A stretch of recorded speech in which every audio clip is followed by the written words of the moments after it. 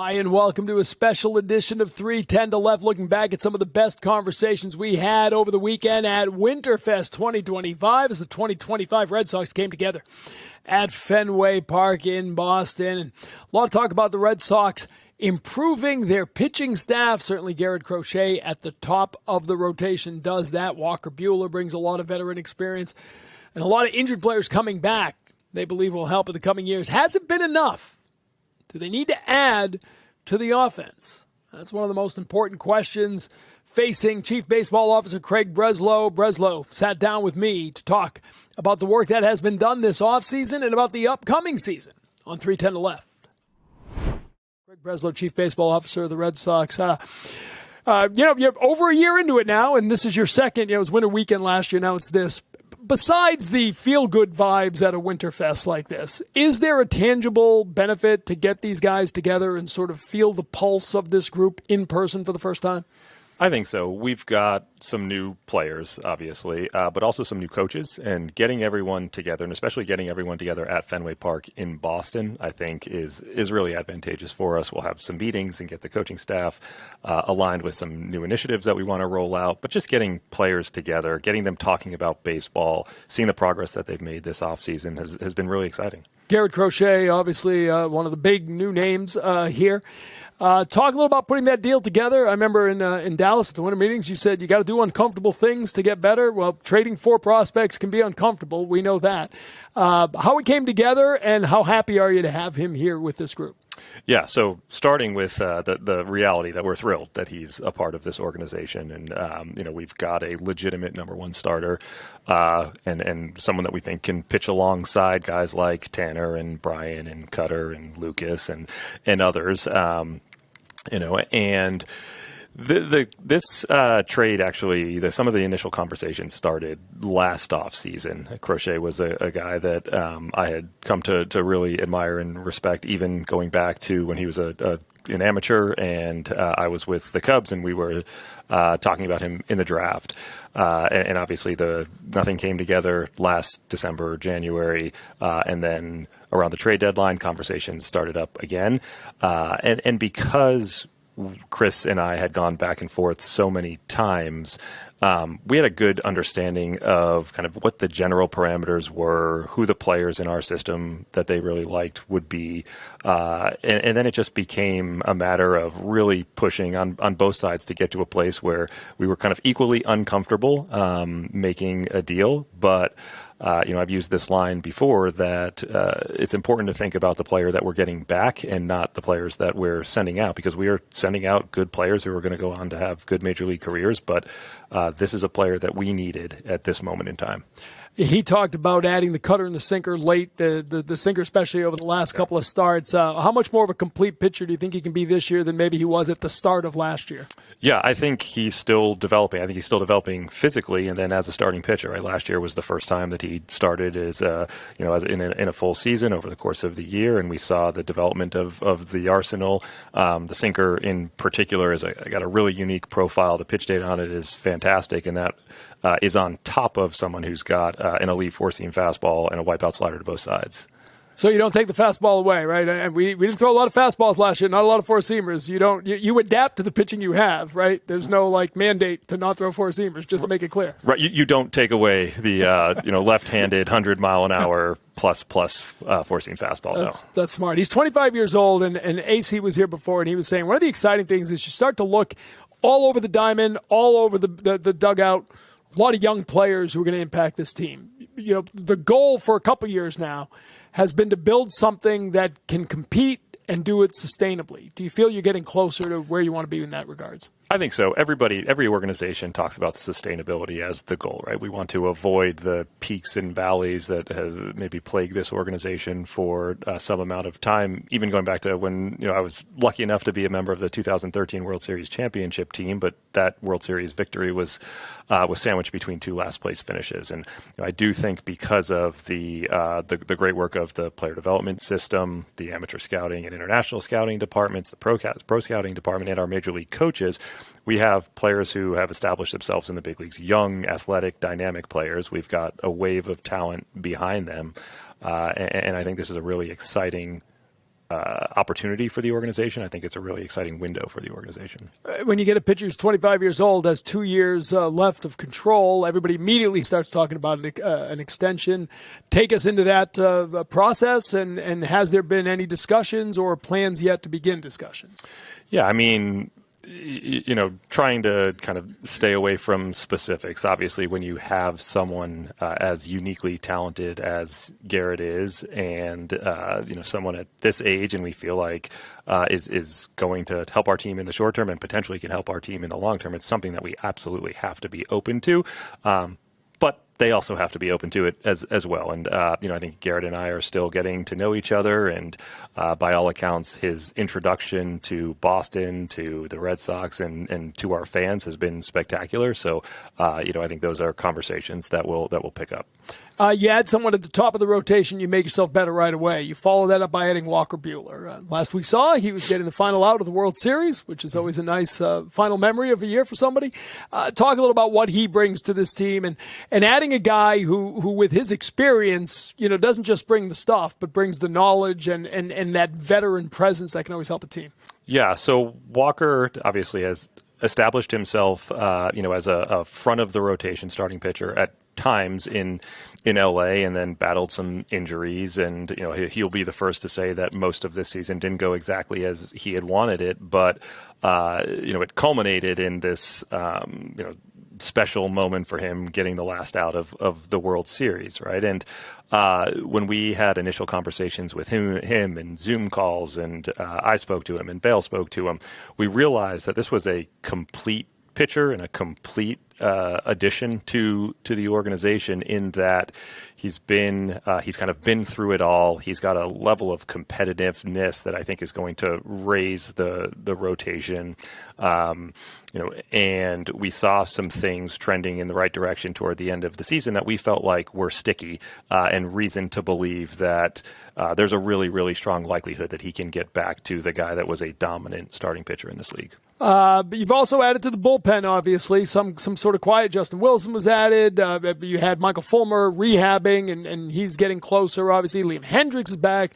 Garrett Whitlock is coming back. So there's a lot of guys who weren't involved in 2024. And then you had Aroldis Chapman to that group. How do you feel about where the bullpen is, and do you think you can still add to that? Because obviously there's a lot of relievers still out there.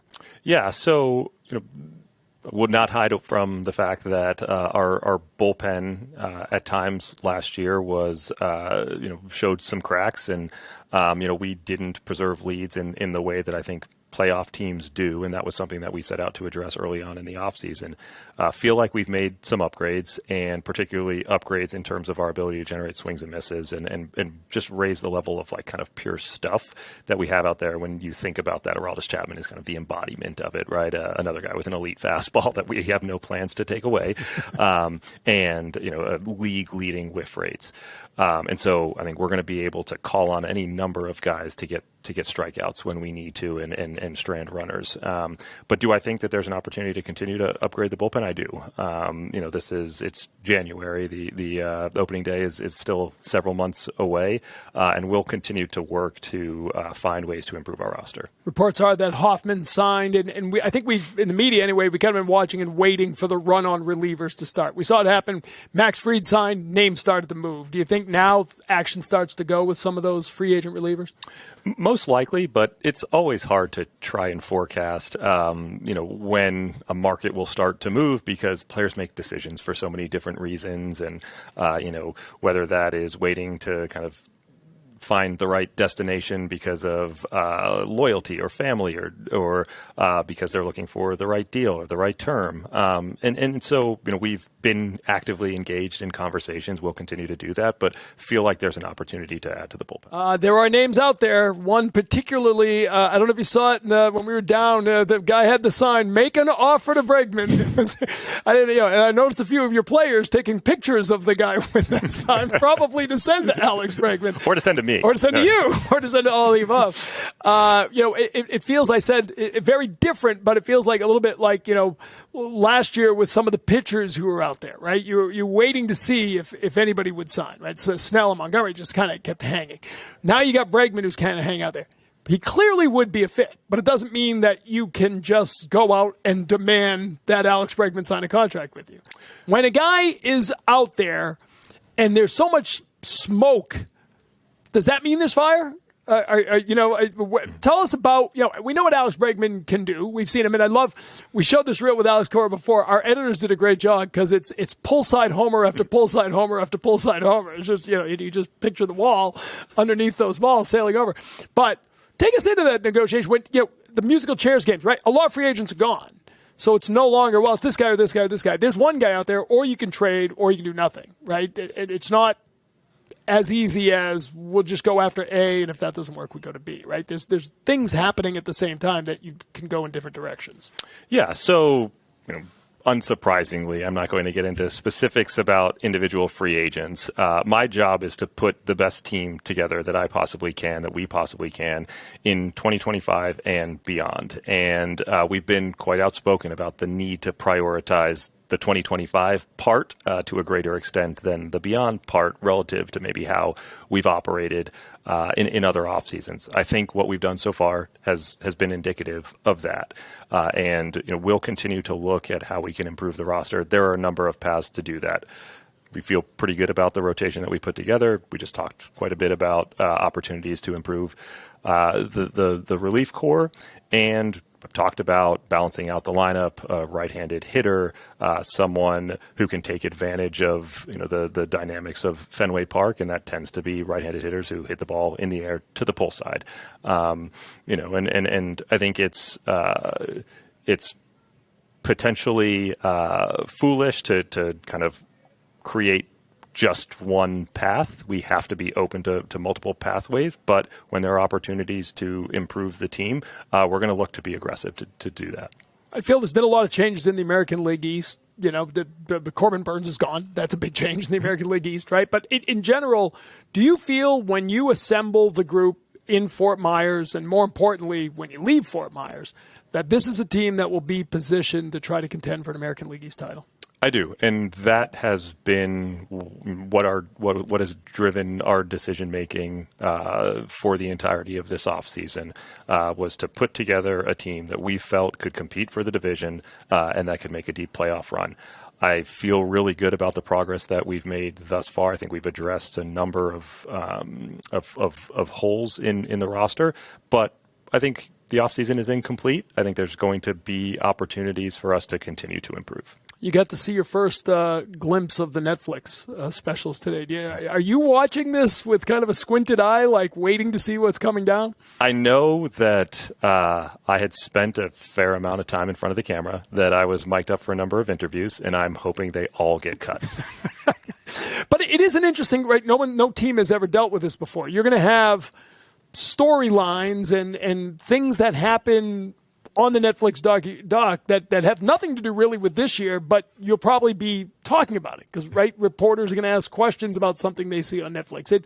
There's kind of the final step of this whole process is reacting to what the final product is, right? And no team has ever dealt with that before. Right. The access is unprecedented, and I think what our hope is, what the hope out of this is, people understand how spectacularly complicated baseball players are, a baseball season is, baseball decisions are. We're going to get a lot of them wrong. That's one thing that will come out of this. But we are always striving to make the best decisions that we can with the information we have available at that moment in time. And I think it's important for baseball that people get this access, that fans get this access to understand what a 162-game season looks like, to understand that players don't show up at 5:30 or 6 o'clock for a 7:05 game. Would Craig Breslow, the pitcher, have been receptive to cameras everywhere? I would have had a really hard time, I think. I played most of my career kind of with this underdog anonymous status, and doing anything that might have brought me more to the forefront would probably have been incredibly uncomfortable. To me, that's the fascinating thing, right? We talked with Greg about it before, and he's going to join us in a little bit, but you've got 26 plus guys, and they all, Triston Casas is seeking out the camera, right? He loves that entertainment part of the game. Other guys, like you, maybe as a pitcher, really don't want anything to do with it. And I think that's what's fascinating, how that all comes together over these 8-episode series. Well, I think what our fans are learning is that Triston, he gravitates to the camera. He has an appetite for that, but he's also an incredibly interesting guy, and he's got a great story to tell. And if I were open to that level of attention, I think the reality is more people would have just realized I'm pretty boring. Well, you come on with us every Wednesday during the season, so we'll help get that word out. We appreciate it. Thanks for coming by. Thank you. All right, work to do still. I'll let you get back to it. Spring training, still weeks away. Plenty of time. And like we said, it's not what you have going to spring training. It's what you have coming out of spring training.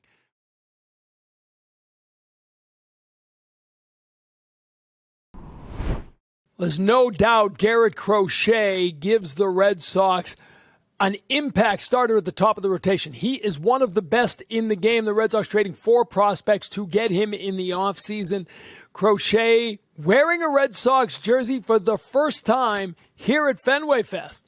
He came by the studio and sat down to talk about his reaction to leaving the White Sox for the Red Sox. And wearing a Red Sox jersey officially for the first time, Craig Breslow, Sam Kennedy gave it to you. How's it feel to be here?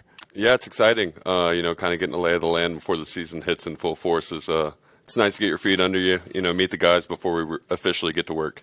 When we were all at the winter meetings down in Dallas, it had been pretty quiet. It was the Juan Soto Monday, right? And then it was the Max Fried Tuesday. And then it kind of became the Garrett Crochet Wednesday. It was pretty cool. Take us through the evolution of it all from your end. When you heard about it, your reaction to it being the Red Sox, first time you've been through something like this. What was it like?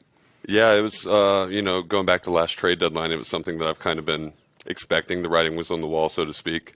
And I remember right when the offseason hit, me and my wife were having the conversation of teams that could possibly be in the mix. And the one that jumped out to me was the Red Sox. And it was something that we were hoping for, the idea of coming to Boston to a young team that's up and coming, and the city of Boston itself would be a great place to live. So this was number one on our list, and we're just glad it worked out. Today, and really the last couple of days, right, you guys have been in town making some appearances and getting together. What's it like to be around the team really for the first time, right? You guys, the 2025 Red Sox, are here together for the first time. I'm sure you know a lot of guys from playing against them. What's it been like to sort of spend a little time with them? Yeah, it's great to lay the groundwork. A couple of guys, obviously, I played with over in Chicago, and Giolito and Romy, and Liam as well. So it's been nice to kind of rekindle those friendships and make some new ones as well. Liam is a guy who you don't have to talk a whole lot to because he will do most of the talking, right? I mean, the energy just pops off the guy. Well, tell us a little about what you've got to know about him. Yeah, he's got a very vibrant personality. He's always been a guy that took to the leadership role, especially with myself when I was a rookie in 2021. So being able to rekindle the friendship with him so far has been great. Look forward to just, continuing to play alongside him. Lucas Giolito was really fired up when the news came out. He was telling us all how excited he was to have you. When you hear a veteran like that talk about you like that, what does it mean to you? Yeah, that's what I was going to say. I hold Giolito in a very high regard. When I got over to the White Sox, he was kind of the guy that I looked to. A lot of the young guys did. So for him to show that level of, I suppose, respect towards me is really special. Early interactions with Andrew Bailey, obviously Craig Breslow, a pitcher himself, right? Won a World Series here. What's it like to have that kind of brain trust, the sort of pitching group that they've put together? Justin Willard, the director of pitching, they've got what is considered one of the better pitching groups in baseball. What's it like to sort of roll up your sleeves and start to go to work with them? Right. It was definitely exciting thinking of the prospect of getting to work with those guys. When I originally was traded over, we already kind of started laying the groundwork for the season ahead, talking about different pitch usages and how we were going to, navigate through a little bit longer of a workload this upcoming season. So that's been great. Couldn't ask for anything better. Sox threw the fewest four-seamers in baseball last year. They're not telling you to scrap that, are they? No, that's my bread and butter. So I will continue to keep using that. Well, it's such an interesting arc, right? Your journey to the show, because the 2020 shut down minor league baseball, and you ultimately wind up sort of developing at the major league level. It's the strange, right? The lining up of the COVID year and the White Sox being a team that they sort of could afford that, let you develop. What was it like for you? Because that's a lot being put on a young pitcher's plate, right? You're gonna start doing this right at the major league head against the best hitters in the game. Sort of, how did you handle that? And was it a lot at the very beginning, or was it something that you just got fired up and got to? Yeah, it was a challenge for sure, but one where you kind of grab the bull by the horns, or else he's going to run you over. So I enjoyed my time, getting the chance to develop at the big league level. I felt like it was something that I was ready for at the time, and I feel like I kind of showed that my rookie year. I happened to undergo an injury, which was tough, but then to kind of reestablish myself as a starter has been great. Kind of learning on the fly this past season, doing something that I've really never done for a full season since high school. So it was great to see the results that I had. Talking with Alex Cora before, and he said, much like Tanner Houck and Brian Bayo here, having that foundational year as a starter behind you put you in a whole different place for this year, right? It's no longer a question of, can I do the innings? Can I make the start? You've done that. Right. Now it's building on it, right? How different is that for you? Yeah, knowing that I was able to make all 32 was great, but now I have my sights set on the bigger picture in terms of workload. I'd like to be a guy someday that throws 200 innings, whether that's this upcoming season or the following one, who's to say. But that's the kind of guy that I view myself as. Do you tinker with the pitch mix a lot? Do you tinker with grips? Like, how do you change year to year? Or is it just sort of what you do and learning more sequencing and how to change that? Yeah, this offseason is the first year that I'm not completely reworking my arsenal. Now that I established the cutter and found the sinker at the end of the year, I feel like that trio of fastballs is going to kind of be my namesake, so to speak. I look forward to just incorporating the three of those and then sprinkling in the sweeper and the changeup as well. The reports on the sinker were really good because it kind of finished that off, right? Like you said, it gives you three fastballs. How challenging is that to sort of like, I'm going to bring this out in a game now. We're going to let this go and see what it does. How tough is that? And it wasn't something that I even developed in catch play until mid-August. Or maybe early August, so I used it in a couple games sparingly then, but it really wasn't until September that I felt confident with the shape of it and was able to work it into games like the game that sticks out to me is the Padres game. I think that was my second to last start. And it was the first game where I really felt confident throwing it. Was getting great results with it. I know the numbers are great. The sample size was small, but I'd like to carry that over into this upcoming season. When you dust out something new at spring training, there's kind of it's going to be different when you add a couple decks and I go up into the fact that you got those couple of starts where you felt good about it. How much more confidence does that give you in the pitch coming into this year? Yeah, a ton. Obviously, now that teams know that I have it, they'll have a chance to adjust to it, but that's part of the game. For me, it was a pitch that I intend on protecting my cutter and my four seam. The cutter did it well for my four seam, but then I didn't really have anything to fall back on to protect the cutter itself. So I think that when you have fastballs going all directions, it'll be very beneficial for my game. Let's talk a little about Boston. What do you know of Fenway, the fans, the history? Like, what are you excited about to be part of this? Yeah, I'm excited to have these guys on my side. Coming here as a visitor, it was a challenge. It was one that you looked forward to being on the opposing team, but at the same time, it's not something that you can overlook. The fans are diehards here, and I love and respect that. Just happy to have them rooting for me. And the home clubhouse is a very different experience than the road clubhouse here. That's very true. I like that because, we've talked about, like, I'm old enough, I did the old Yankee Stadium, Yeah. There's a certain extent that you lose a little of the intimidation with the new ballparks, right? They're all palaces, right? The visitors clubhouse is gorgeous. Not here. Like, right. You come out of that clubhouse and look around at Fenway, for a young player, pitcher, it can be a little intimidating still. Yeah. There's an element of grit over there, but it's nothing that you can't overlook as a player. It's a historical place, so it's somewhere that you're proud to be, regardless of the amenities. A lot of lefties have looked over that right shoulder and said, "Man, that wall's close." Have you stood on the mound? Well, you've stood on the mound, obviously, but thinking about making a lot of starts here, does that wall? Do you just have to? It's not even there. I'm just going to go about my business like I was playing in a canyon. Yeah, it's close, but it's tall, so hopefully the two could even out. I've pitched here before. I've given up home runs here before. I've also had balls hit off the wall that might be home runs elsewhere. So I think it's something that kind of evens out over time. Hopefully we can keep the ball in the park, though. Got to ask if fans are excited that you're here, obviously. 25 years old, you got a lot of baseball ahead of you. Has there been any talk of an extension yet, or where do you sort of handle that business part of it? Yeah, it's Boston's a place that, I would love to be long-term. Right now, it's something that's hard to focus on with everything that's going on. I'm putting on the jersey for the first time. I'm meeting all my teammates, and that's what I've been looking forward to the most. So just really excited to get down to spring training and get to work. Alex Cora was saying one of the great things about adding you in is it's a young team. Yeah. Like, there's a core here that could be really good for a really long time. Is that exciting to be part of? Yeah, definitely. Going back to the conversation I had with my wife when the offseason first hit, that was something that we talked about. It's somewhere that I feel like I kind of slot in, and when I look to my left and right, guys are the similar age as me. So hopefully we can be really good here for a really long time. All right, we do this with the new guys all the time. Tell us one thing fans ought to know about you. What should they know about Garrett Crochet? Besides the obvious, you're a competitor, you're a great pitcher. We know that stuff. What's one thing we don't know about you that fans might want to know? Right. I'm kind of an open book. I wish you would ask me a direct question. I don't have a lot going on in my personal life because baseball really just is my life. I'm married. We got a dog named Moose, and that's about all there is to know about me. What kind of dog? A husky. There you go. These are the important questions. Are you happy you are coming the year after Netflix? Or would you have liked Netflix around? Well, because the cameras were everywhere last year. Boston's a big market in itself. There's cameras everywhere regardless. I'm indifferent about it. I look forward to watching it, though. Right when I got traded over, I watched the comeback series on Netflix and immediately got fired up. So hopefully this documentary as well will juice the fans. I'll ask you finally, Garrett, just the history of an organization like this. I mean, Jim Rice, Hall of Famer, 382 Major League home runs, is sitting 10 feet from us watching this. You're coming into a place that has an incredible baseball history. What does that mean to you? Are you a student of the game? Do you sort of appreciate the history of the sport and a team like this? Yeah, it's really something that you can't overlook. I tried to do as much learning as I could as soon as the trade happened because I wasn't a huge baseball fan growing up, to be honest. So I didn't know a lot of the history before. But yeah, to walk on these grounds and play in this park is going to be really special. And when you get down to spring training, there'll be a Pedro Martinez over there that just, those guys. And do you like to talk to veterans? Is that something you've always done, just pick their brains and learn things from them? I've never really had the opportunity, to be quite honest with you. But it's something that I look forward to for sure. Awesome. We appreciate the visit. I know it's a busy day. Congratulations and welcome to Boston. Yeah, thanks for having me. All right, Garrett Crochet.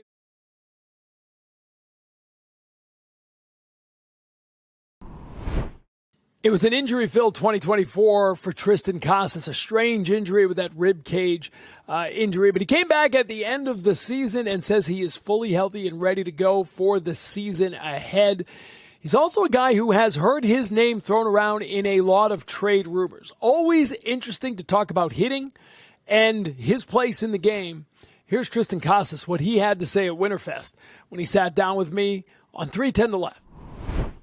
Triston Casas is getting ready for the upcoming season, joining us now. And Triston, I asked you earlier, I'll ask you now. No restrictions this offseason, right? You're healthy and ready to go. Yeah, as soon as I kind of got cleared to play, I felt like it was full go for the offseason. So didn't really take a lot of time off from the end of the season till, when I started working out. Typically, I would take about a month, to get back into the weight room, into the cage. But I think I took about 2 weeks. 2 weeks, but I had that off season's worth of time off during the season. So I just wanted to get right back into it, get that workload up, get the volume back in the cage, try to rebuild that strength. And I've been feeling best shape of my career so far. So I'm in a really good spot. You're a cerebral guy. You think about hitting. You think about approach.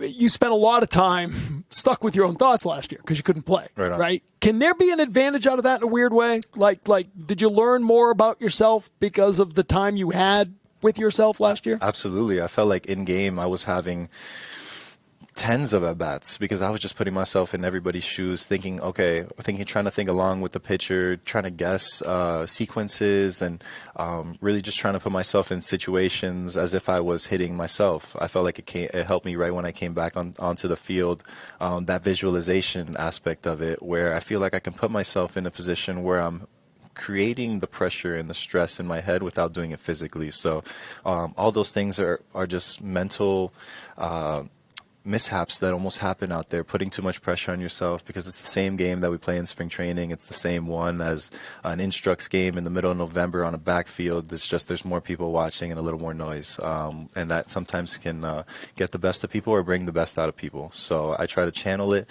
into focus and energy that's positive. But being in the dugout for so long really just gave me a good perspective of the game, and of situations, of what I'm trying to do, and getting to pick everybody's brain, including the pitchers. A lot of the times, just asking them what they would do in that situation, or how they're trying to set up this particular pitcher based off the matchup that they're finding advantage-wise for them. So I think it was great for me, just because I took advantage of it, not because I wasn't on the field, but just because I took advantage of every day as if I was still in the lineup. When I watched you come up through the minors pretty quickly, but the people around you at every step always told me what a confident hitter you were, what a confident athlete you were. We got to see the first couple clips of the Netflix. And there's a sequence where you just had an at-bat you didn't like. And you are out at first base warming up the infield, and you are just beating yourself up. Do you do that a lot? Yeah, it's just the way that I motivate myself. I motivate myself by talking badly, telling myself everything I'm not going to be, everything I'm not going to do, and that fires me up and it gets me going. Some guys got to be talked to differently, and that's what I'm not going to say that's what I struggle with most, but sometimes that's how I try to get in guys' heads too. Try to motivate them by talking bad about them and talking down on them, but it's not always the best approach sometimes. You got to know your audience. People. Yeah, I know. You got to know your audience. So trying to just get myself back in that mindset. It's a tough pendulum to balance, because I want to have grace for myself and understand how difficult it is to do that, but at the same time I have a lot of expectations for myself, and I just care about failing with the right intention. I don't know particularly what that situation was or what pitch it was, but I just maybe I didn't like the way that it happens, because sometimes if I'm facing a guy like Garrett Cole, he's got a really great fastball and I'm not trying to miss it and I'm looking for the top of that ball and I roll it over to second base, I won't be as mad, but if I'm facing a sinker baller that I'm telling myself get under and he still gets me to go over it, that's when I'll be a little more upset. So just understanding that the game is hard is what I need to do better, but sometimes I get in my rear end, I'm just on myself really, really tough because I expect a lot out of myself. The volume of information available to a major league hitter today is unprecedented, right? We were talking before about what websites I look at. You guys have access to 10 times what I have access to. That balance between preparation through the analysis and the information and just preparation through the confidence you have in that if you do what you can do at your best, you'll win the battle. How do you balance that? Yeah, it's tough to gauge because the percentages that we're being given are all just a overall consensus of a left-handed hitter, not particularly the type that I am. It doesn't take into account the situation or how the pitcher is feeling, what time of the year, whether he's tired or not. So I just really try to go in there with a lot of feel. I try to understand the conditions, where I'm at, how am I feeling. So there's a lot of things that I take into consideration, maybe sometimes too many things, instead of just going out there letting it rip, because a home run to center field plays in every situation. So sometimes I try to be too perfect or try to find a hole and shoot it. But overall, try to have a lot of feel for the game. And it's funny, I could give you every single number because, our analytics guys are so great. I know in the bottom of fifth inning with a 2-1 count and a runner in scoring position, that's 75% of the time he's going to go to a curveball. Now, if you knew every single pitch and every single count all throughout the game, it's like, what would you really take into that at bat when you have 15 seconds to reset? And it's 15 seconds, you have to get in the box by 9. So if you foul a ball off, you really have like 5 seconds to make a decision about what you want to do. So it's a lot of adjusting on the fly, it's a lot of feel, and it's a lot of looking out there at the pitcher and trying to determine whether he wants to attack you or not. It's a beautiful cat and mouse game.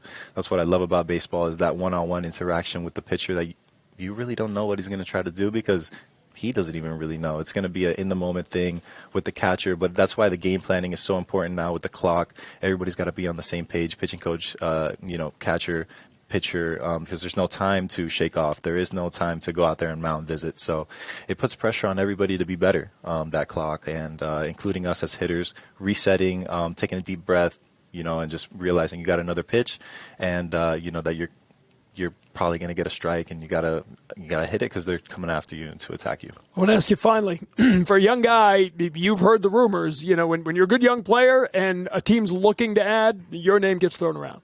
Have you kind of learned to compartmentalize that? I mean, you talk to a lot of guys, and that can be one of the tougher final things, to learn the business of baseball, not let it interfere with you as a baseball player. Have you learned that lesson? Are you learning that lesson? Yeah, I try not to pay attention to it, of course, because I try to just stay in my lane and understand that come March 28th, I'm going to be playing a major league game, whether it's for the Red Sox or not. I mean, would I like to spend the rest of my career wearing these 6 letters, whether it's Boston or whether it's Red Sox? Absolutely, 100,000%. But it's funny getting my name tossed around with all these great players. I'm like, wow, he's a great player. Like, oh, that person's good too. Like, maybe I'm good too. But yeah, I mean, it's fun. It's exciting. Obviously, I want to stay here, but just to hear my name get thrown around a lot, it's funny because maybe I add value to that team as well, and there's a lot of great organizations out there, but none like this one in Boston. So would I like to stay here? Yes, absolutely. But is it fun to hear my name get compared to certain guys? Yeah, it's interesting as well, but that's the business, and having a little bit of a career, especially in the minor leagues, seeing all the turnover, I understand that, it's part of the business, and sometimes there's shocking moves that have to get done to shake up an organization, and, a lot of times they work, just moving guys and a little turnover, could do a lot of good for an organization. Good stuff. We appreciate the time. Good to see you. Tom. All right. Appreciate it. See you.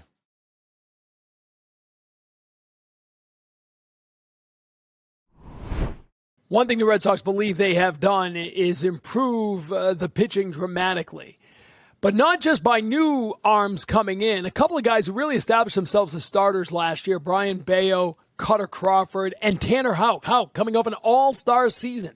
Now the Red Sox are leaning on him to be an upper end of the rotation pitcher. Houck dropped by and sat down to talk with Jahmai Webster about the season ahead. All right, thank you very much. Very happy to now be joined by Tanner Houck, who was giving me a hard time about the winter weather out there. We had a different outfit on before, but we're inside, man. How you doing? I'm good. How are you? Good. Doing great. Happy New Year to you. Great to see you as always. You didn't bring your winter coat, though. What's the story behind that? I didn't. I told the wife, I was like, I'm not packing my big jacket this time. Like, I'll be good.